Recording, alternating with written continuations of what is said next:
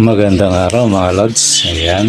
Ngayon ang topic natin mga Lods patungkol sa mga spangle. Yung tatlong klase ng spangle. Ayan. Tapos, yung tanong ni Kenji TV na saan galing ang mga budgie kit. Tapos, tanong naman ni Ken Montesa, paano daw ba i-gender ang mga kits? Kagaya ba sila ng ALBS na sa perbic kinakapa? Ayan, yan yung mga tanong. Saka yung nagtatanong kung magkano yung mga kits natin mga Lods. Let it, bang.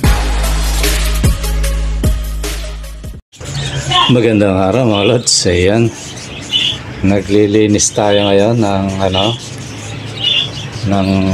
kulungan mga Lods. Totally yung sapin lang kasi yan mga Lods kaya nga gusto kong maayos talaga yan kasi napakahirap maglinis gawa nung pa-slide yung tapos may mga siyempre alon-alon yung bubong, kaya siguro ma-reduce yung kalat nila pag naayos yung mga cage. Tapos yung malaking cage na yan ibabalagbag natin yan mga Lods. Kasalukuyan ko tinatanggal yung mga sapin at lalaban natin ngayon mga Lods. Ang itatopic natin, totally may mga nagtanong, may iba nga natabunan na. Meron kasi sa Messenger, meron sa comment section dito sa YT.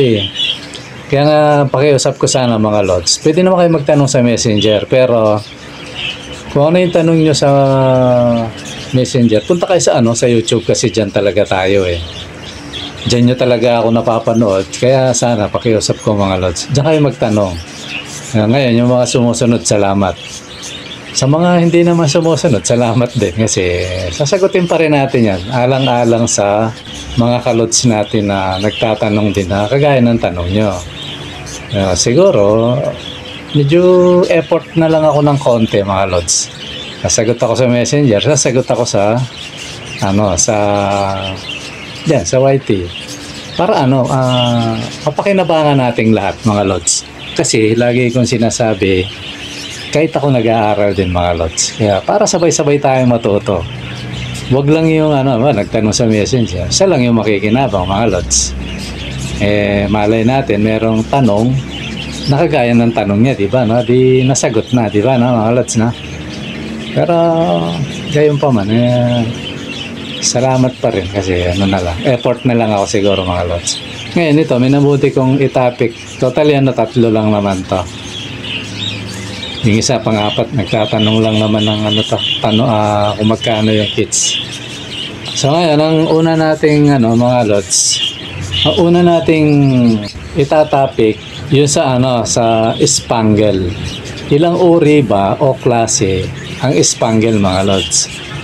Ito mga Lods dahil ang ibon patuloy na nagmi-mutate yan wala namang katapusan yan kasi ang tao patuloy na kasi kahit tayo, ikaw nanonood, ikaw nga na may alagang ibon, pwede kang makagawa ng sarili mong mutation, di ba, tsambahan lang naman yan kaya nga merong nagkakaroon ng half-sider yan, kagaya ng half-sider ko, naalala ko tuloy yung nakawala, sayang yun, di ba, sarili mong yun mutation yun Tsaka tandaan nyo ang mga parakeets mga Lods, mga budgie, di ba, ang dami ng klase ngayon.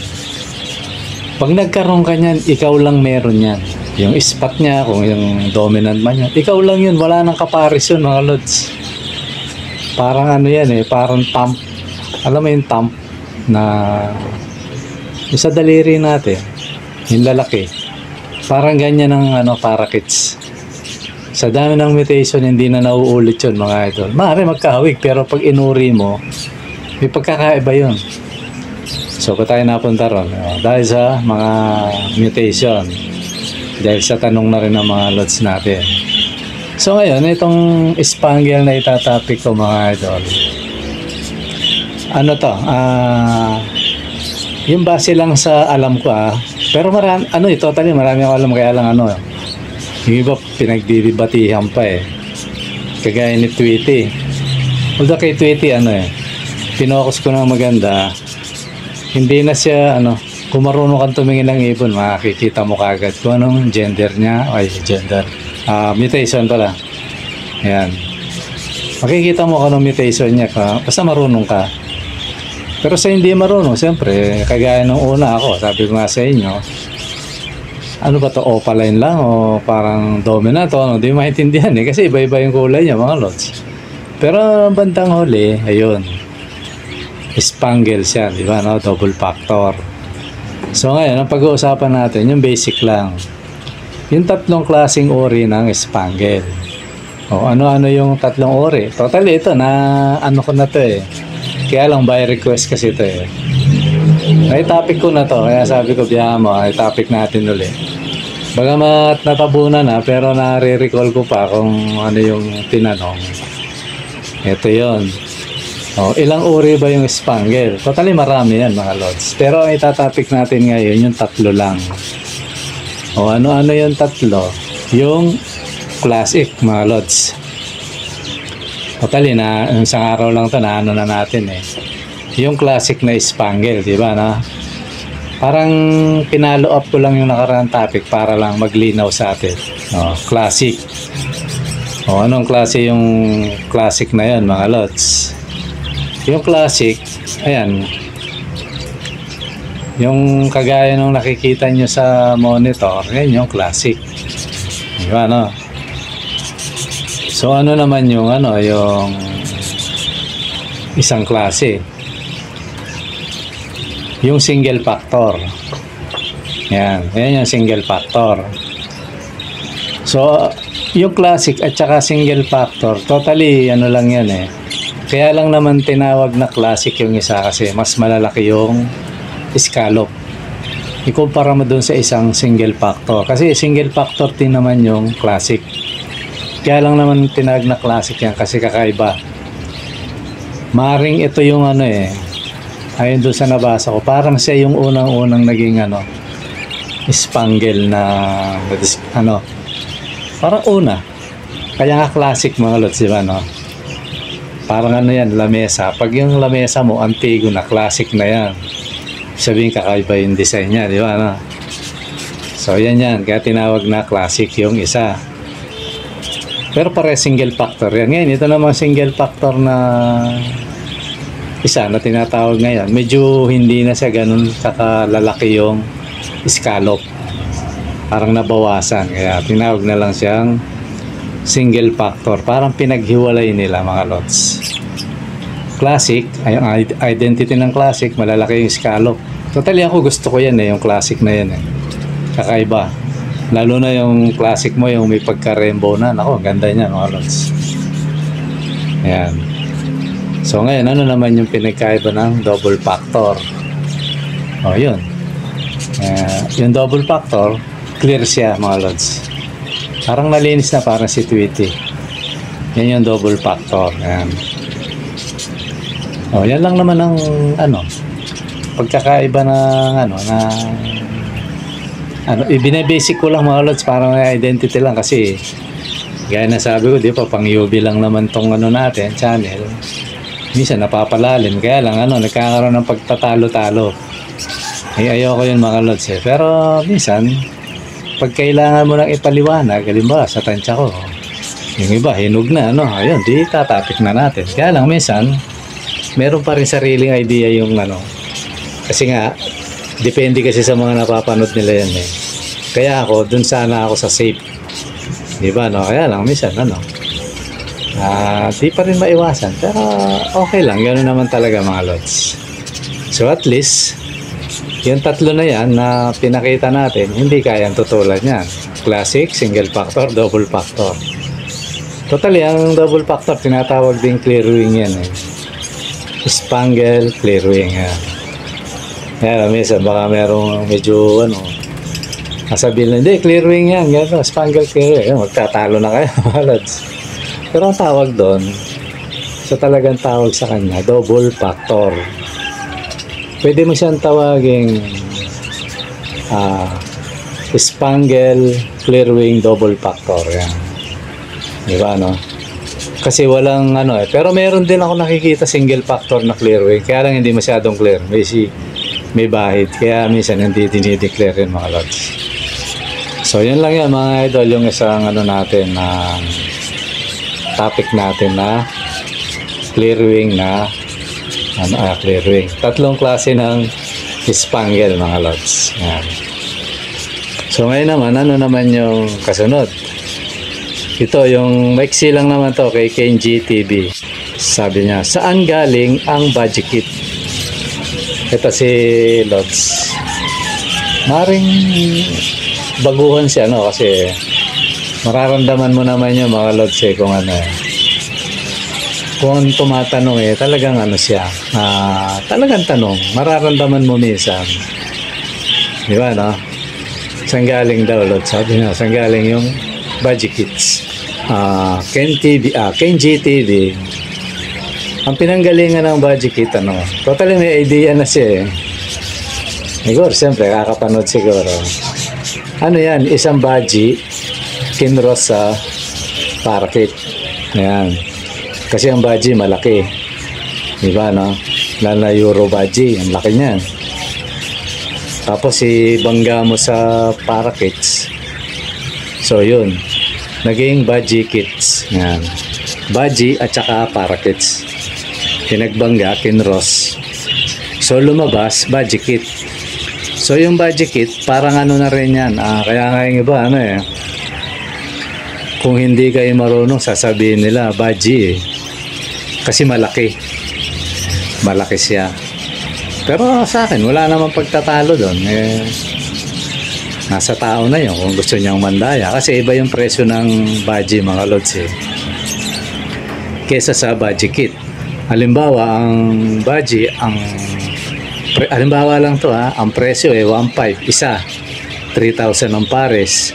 Yung budget kit niya sobrang laki, sasabihin niya budget yan, so babayaran mo yun 3,000. Pero sa katotohanan dapat ang budget kit pwede na sa in fairness naman, kung talaga maganda yung budget kit 700 isa, 1.5 pares, pwede yun, hindi na masama yun. Kaya kung gagawin mo 3,000 pandaraya na yun, di ba ako sa totoo lang gusto ko sana itapik yung pandaraya sa ipunan, kaya lang ayoko na lang marami tayong masasagasaan, kaya okay na yun, diyan natin sila yung magdadala nun.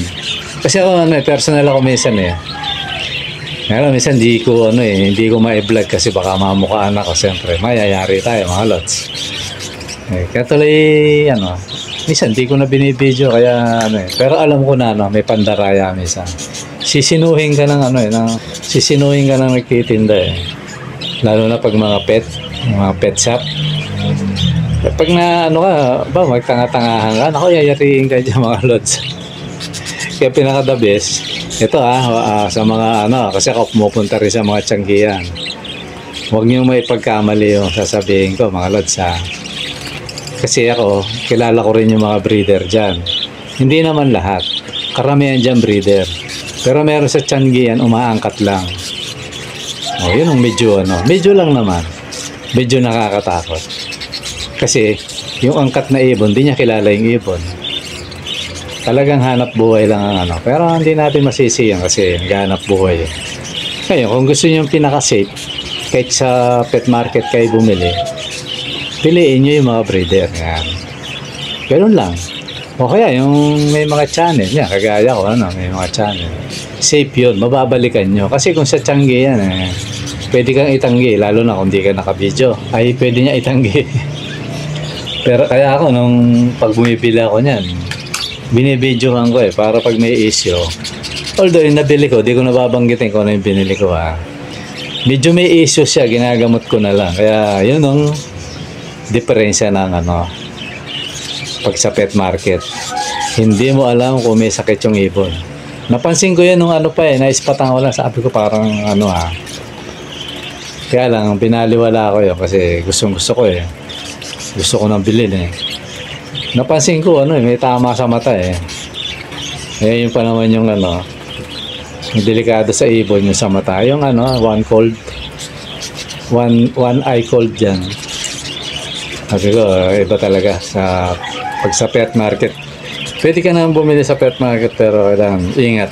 Marami namang mahuhusay dyan na mga breeder kasi Pero pag yung ano lang, umaangkat, wala kang ano, walang pag-asa. Sabi nga, baka mamaya, pag minalas-malas ka, mga ilang ano lang, patay ang ibon mo. Ano lang, yung, wala akong ano layong mga ano, nagtatapat lang ako. Ang pinaka-the best, kahit sa Changi yan, pumili kayo, marami dyan. Maraming ano dyan, na mga breeder. Doon kayo bumili, pinakapayong ano lang yan. Pag hindi nyo kilalang breeder, wag. Kasi ano yan, mahirap, lalo na kung mahal ang ibon. Di ba, no? Maraming issue dyan pag mahal na ibon, maraming nang nagkakalukuhan na. Kaya minsan sabi nga sa inyo, ayokong pumasok sa mga grupo kasi yung iba kasi ang layon lang dyan makabenta. Ba't pa tayo napunta ron? Dahil doon sa budget kit. Yan. Di ba, no? Kala ko maiksi, napahaba tuloy yung mga lots. So, yun lang yan mga lots. Ang pinanggalingan ng ano, kay GTV, yung budget kit. Kinross breed yung ano, yung parakeets at saka budget. Ayan. So, pinakapayo nga, sabi, kung magkukross ka ng ganon, piliin mo yung babae yung baji, lalaki yung parakeets. Kasi, sa sobrang laki, baka may parakeets mo patpatin. Baka madurog ang bagay niyan, lods. Pero depende rin kasi ibon naman yan. Nasa'yo naman yan. Sinasabi lang naman ng mga breeder yun kasi siguro maranasan na nila nakawawa yung hen na parakeet. Tapos baji yung lalaki, no? Yung cock. So, yun lang yun, mga lods. Kinrossbreed lang. Tapos, ang sunod naman si Ken Montesa. Shout out sa inyong dalawa. Sabi niya, paano daw ba i-gender yung ano, yung parakeets? Kasi ito parang nasilip ko yung channel niya.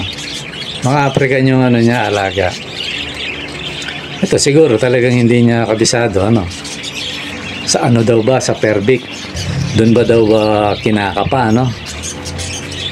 Lods, hindi. Mas madaling i-ano yung ano. Ang African, sa totoo lang. Ako, meron ako rito. Hindi ko alam ang gender Marami na nagtanong Ako, nagtatapat lang. Dahil hindi naman pa ako hindi pa ako nagbe-breed niya kasi masikip mga lods. Tapos ang presyo lalo na kung ang ibon mo ano lang. Siguro pag nag-breed ako niyan, medyo mataas na yung yung mutation. Para hindi sayang. Kasi normal lang yung alagaan ko, mga lods. Itas 200, mahal pa yung parakeets. Alam nyo ba yun? Minsan mahal pa yung parakeets. Kesa sa African lovebird ng mga lods. Itas, ang hirap-hirap i-perbic. Di ba, no? Ang hirap i-gender, kumbaga.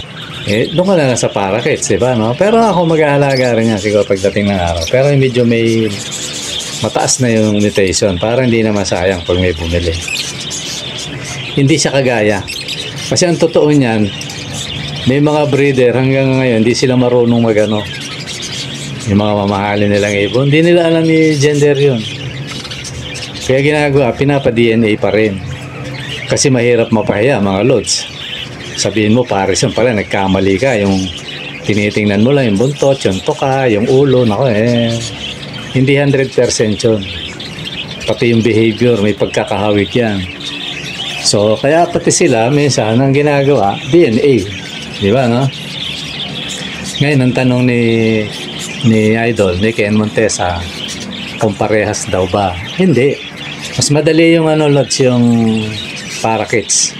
Parakeets, baji, yan. Mas madali yan kasi ang palatandaan lang naman, talaga hindi ka marunong.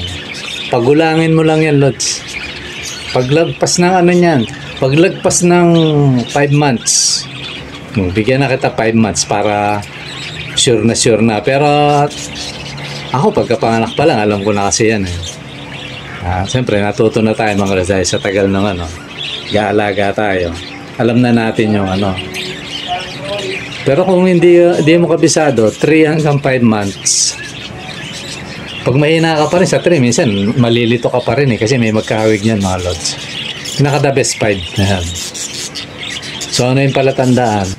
Brown yung sa babae, blue yung sa lalaki. Ngayon, bigyan kitang idea kung balak mong dagdagan yung alaga mo, dagdagan mo ng mga kids. Pag unang-una yan, Lods, ano yan, parehas silang pink. Kaya lang ang pagkakaiba, yung isa pink siya na habang tumatagal nagiging kulay talong. Ano bang kulay talong? Violet, yan. Nagba-violet, tapos habang tumatagal papunta sa blue. Yung babae naman sa umpisa, kasi parehas yan sa umpisa eh, di pink, ano. Ang pagkakaiba, may mapapansin ka, yung sa may butas ng ilong niya, ano, puti. Habang tumatagal, pumuputi ng pumuputi. Pag nasa edad niya, magbabrown yan. O yan, mga lods. Ganun yung ano, ang pagtingin ng ano niyan, pag gender. Sa bata pero sa matanda, hindi mahirap yan. Dalawang bagay lang yan, blue at saka ano. Ayan. Minsan yung mahirap lang yung ano, yung Lutino. Pero minsan Lutino ganun din. Brown at saka ano pa rin. May season lang sila na nagbabago, pero siyempre pag alaga mo na, alam mo na siya na lalaki siya, di ba, no? O babae siya. O ganun lang yung ano, yung pag gender, mga lods. O, tapos yung isa naman, yung nagtatanong, magkano daw yung ano, mag-restart kasi ako, mga lods, kaya wala yung ano, wala yung basihan ko kasi nakatingin ako sa monitor, mga lods, sa computer, pero nag-e-edit ako sa ano, dito sa cellphone. Yung tanong lang naman ng isang kalods natin, magkano daw ba yung ano, yung isang pares? Sabi niya, ito si ano, tutukan ko na lang, mga lods. Si Fernando Nangan. Yan. Magkano daw yung pares? So lods, kung mapanood mo to, kasi nasa dulong bahagi, nasa dulo na ng bahagi ng ano, ng video, pumunta ka sa ano, sa Messenger. Ang Messenger ko, Junior Pabalan. Yan. Doon ka. Pag ano ka ron, mababasa ko 'yon. 'Di ba, request, 'di ba, no? Kaya mo lang, makikita ko 'yon. Bawal dito kasi may fisherman dito, mga lods. Baka ma-fisherman tayo diyan kasi ano yan eh. Ito, hindi naman sa pagano, mga lods. Yung kasi mga nagbebenta ng ibon, mga lods, pumapasok sa iba't ibang channel yan para malaman nyo. Yung iba, identify ko eh, pero pinababayaan ko lang kasi ganun talaga eh. Kasi ang tao naman, pag talagang gustong bumili sa'yo bibili yan. Kaya lang, ang nadadali niya, yung mga inosente, yun lang. Ganyan, lods, ito. Ganito lang. Siyempre, kung bibili ng 3 pares yan, bawasan mo tag sa 50, papayag na yung ano. Kaya lang ang tanong, yun lang naman ang tanong doon, quality ba? Diba, no? Kasi tandaan nyo, mga lods, kaya ako sa grupo, hindi ako sumasali sa mga ganyan. Ang layo niyan, makabenta lang, tapos atakihin ka pa dyan. Lalo pag sikat kang napagtatanungan ka sa ano, sa grupo, alam ba, sumaligano, isiraan ka dyan, kaya ako, ayoko eh. Alam na mga ano yan, mga sumasali sa grupo. At marami na rin ako napanood at naringgan ng gano'n. Yayariin ka, ako, ayoko yung gano'n. Sa channel natin, mga lods, kung may bumili, di may bumili, gano'n lang naman yan eh. Ako, ang totoo nga, ano eh, tumigil muna ako kasi nga, kumukonti na yung mga ano natin. Kaya hindi mo na ako nagano. Pati yung raffle natin, di ba, pinending ko. Kasi mauubusan tayo ng pang-vlog, mga lods. Tsaka ano hinahanap ako ng magandang setup yung angulo pag nagbibideo ako para magandang panoorin. Kaya inaayos ko pa, mga lods. So, sa madaling salita ngayon, nagpaparami ako kaya tinigil ko. Pero kung malapit ka lang naman, lods, halimbawa, gusto niyong bumili, sadyain nyo na lang ako rito para hindi ako makahindi, di ba? Kasi pag pumunta na rito, ano yan? Kahit 1 piraso yan, 2 piraso, 3, 4, 5, 6 yan. Pinagbebentahan ko yan. Kasi siyempre, nag-effort na yung tao, di ba, no? Minsan nga, pati yung mga potential kong gawin, naibibigay ko yan, mga lods. Yun ang partida ko pag pumupunta dito. Pag talagang naramdaman ko, gusto niya, ibibigay ko. Nag-uusap na lang kami sa presyo. Pero minsan kahit sa presyo minsan hindi na eh. So, ganun yun. Pag pumunta rito, tapos, kung hindi mo rin lang naman mapili-pili yung potential, kasi siyempre, magpapalit tayo ng mga breeder, kaya nag-aalaga tayo ng ibang mutation, future magiging ano yun, breeder. May misa pati nadadali, pero okay lang naman yun, kasi pumunta na yung tao dito. Diba, no? Ganun yun mga lods, kaya the best yung pumupunta rito. Ngayon, kung halimbawa naman, malayo, gusto mong bumili, tinigil ko muna ngayon kasi nagpaparami muna ako. Diba, no? Pero ano yun, pag i-open natin ulit yan. Kagaya ni Idol Alan Barriento, sabi niya, pagbilan mo ako ng pares. Naki-idol, kung Lods, kung matatapos mo itong video na to, sabi nga sa'yo, pares Ngayon, kung hindi pares, isa lang, sayang yung biyahe mo kasi yun din ang bibiyahe mo kasi hindi na libre pag isa lang isa hanggang 2 pares hindi libre Metro Manila lang naman ang libre pag deliver. Pag lumayo na hindi na, sayang yung ibabayad mo sa ride. Bagay ako, kung ako tatanungin nyo, willing ako sa ganun basta mahilig ka sa ibon, willing ako mga ganyan. Sana kagaya nyo ako mga lods, diba na?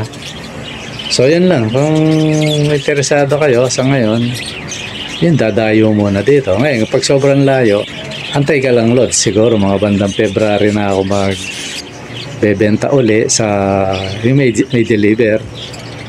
Tapos pati yung mga parapol natin na February na siguro. Tapos eto, sa huli ko na sasabihin to, although maaaring isulat ko pa rin siya sa bungat, yung mga mahilig mag-comment, lalo na yung comment 1, 2, 3, tapos iba-iba yung kino-comment. Ayan, may mga potential manalo yan. Ano yun? Isang pares, free deliver yan mga lods. Wala kayong babayaran. Ayan. Ngayon, nasa inyo na lang kasi itong rider natin, kaibigan ko. Nasa inyo na kung bigyan nyo siyang tip. Diba, no? Para lalong sipaging mag-deliver mga lods. Nasa inyo na yan kasi hindi tayo dumaan sa application mga lods Kaya minsan nahiya rin ako rito ng abalahin pag marami siyang deliver. Nakikisingit lang tayo sa madaling salita mga lods. So yun lang siguro mga idol at mga lods, at sana natugunan ko yung mga nagtanong, at shoutout sa inyong lahat mga idol. Maraming salamat. At kung ano man yung mga nasabi ko na medyo parang naka-open, pasensya na kayo. Wala naman tayong layong mga idol. Okay mga lods, maraming salamat sa panunood. Bye-bye.